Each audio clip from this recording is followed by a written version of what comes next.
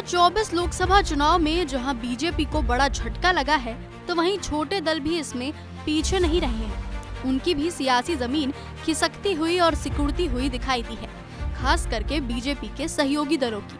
तभी तो अब कहा जाने लगा है कि बीजेपी के बड़बोले सहयोगी निकले दगे हुए कारतूस, जो नतीजों में औंधे मुंह गिरते हुए दिखाई दिए, चाहे फिर वो सुभाषपा हो या फिर निषाद पार्टी। बाकी अपना दल बस अपनी साख ही बचाने में रह गया।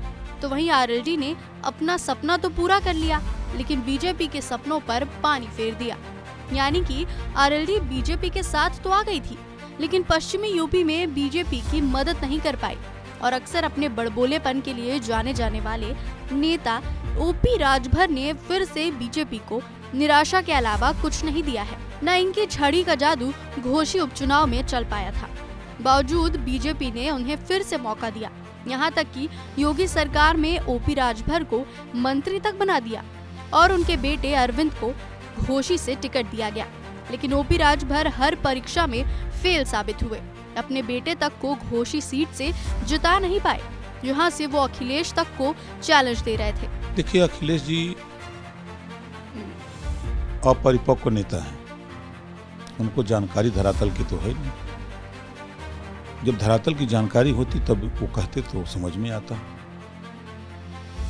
घोषी में उनसे पूछ लिया जाए कि कौन कौन सी जाति है, तो शायद यादव, मुसलमान और भूमिहार के अलावा, राजपूत के अलावा कुछ नहीं जानते। और कौन कौन सी जाति है?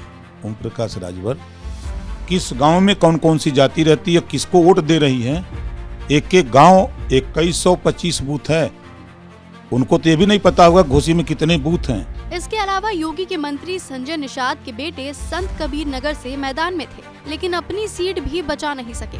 अनुप्रिया पटेल अपनी मिर्जापुर सीट बचाने में ही रह गई और आरएलडी ने पहले ही मंत्री पद लेकर अपना सपना पूरा कर लिया था, ऐसा कहा जा रहा है। लेकिन ऐसा ही हाल यूपी में बाकी छोटे दलों का भी रहा।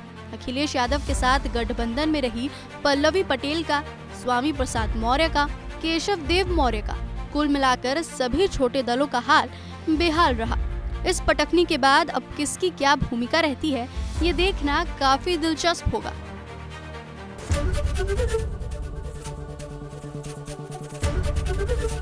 एबीपी गंगा, खबर आपकी, जुबान आपकी।